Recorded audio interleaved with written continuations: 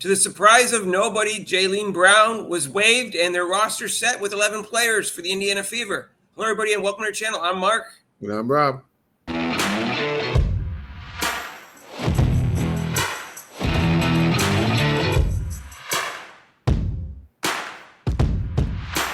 So, hey, if you haven't subscribed to our channel yet, please do so. Hit the notification bell when you do so you get notified of our next video. So, guess what? King Clark's crossover is tomorrow night. It's Thursday, 5:30, 6:30.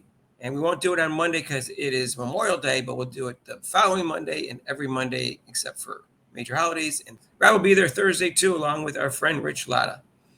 Okay, Rob, so this is no big news. Everybody knew that was going to be the person that was going to get cut, pretty much.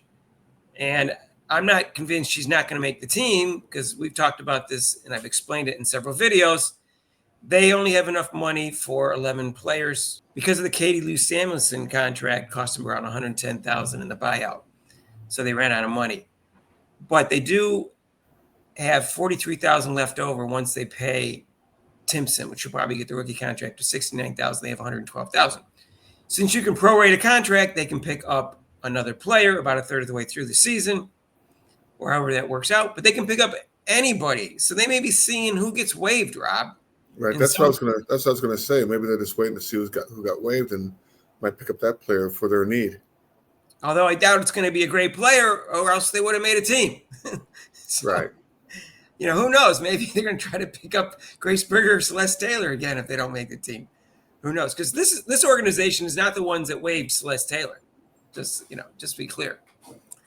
Anyways, I have no idea who they're going to pick up for a third of the way through the season. I do know that this 11 was no surprise to anybody. Timpson played well. They spoke highly of her. Everybody else they signed contracts to on purpose. They knew they could do before. Training camp wasn't going to change that, even though Sydney Colson wasn't impressive. Some people weren't impressed with Brianna Turner. I thought she was better than other people thought. She didn't look for her own shot, but she set screens. She got rebounds. She played defense. She had assists. I thought she played fine for a backup. I don't think she's starter material, obviously. Yeah, so most likely they'd probably pick up another guard if I were them. I think so, Rob, and maybe a point guard because Sydney Colson has not been impressive. Right. We'll see. Maybe she just needs some time. She plays solid defense, and she can do that even at age 35 because she only has to play 6 to 8 minutes of real time, of competitive time. Anyways, you think she's better coming in than Wheeler that used to come in and dribble around for about 3 or 4 minutes? It's unclear to me, Rob.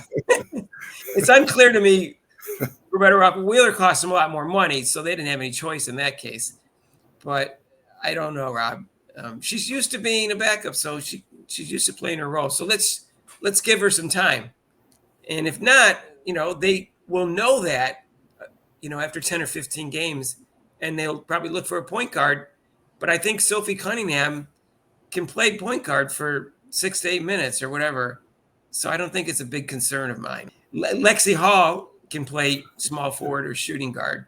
So they can mix and match those players, and I'm not concerned. Well, plus, if they're running a fast break, you really don't need, unless something in and the game's getting slowed down. They run an offense. You really don't need a point guard per se anymore.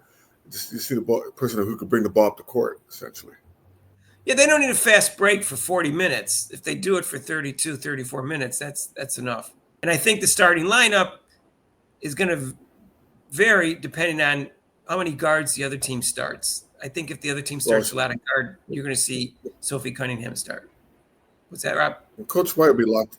Coach White will be locked in like most coaches after the season. She's going to see who gels together. And she's definitely going to play 8 players, so that'll be locked in. Definitely 8 players.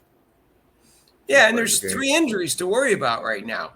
So yeah. Caitlin Clark still has a quad injury, and maybe 100% by Saturday. We have no idea. Sophie Cunningham's not going to be 100% by Saturday, but she might play. Didn't look like too bad of an ankle spray. And then Demir Tantris had some kind of leg injury, but none of them seem serious, so I'm not overly concerned about it. So we'll see what happens. But I think the starting lineup most of the time will be with Bonner and not Sophie Cunningham. And everybody else will be the same that people know about. Let us know what you think down below. And let us know what you think the starting lineup's going to be and who do you think is going to get the most playing time. And if you want, you can share this video with your family, friends, and acquaintances. And if you haven't subscribed to our channel yet, what are you waiting for? Please hit that notification bell when you do so you get notified of our next video. Join us for Jaelyn Clark's Crossover. That's every Monday and Thursday, 6 to 7 and 5:30, 6:30, respectively, Monday and Thursdays. And it's also Eastern time, except for major holidays. We will not have one on Memorial Day. If you want, you can donate to this channel with super chats and super thanks. And there's a link to PayPal. We'll see you in the next video. Peace out.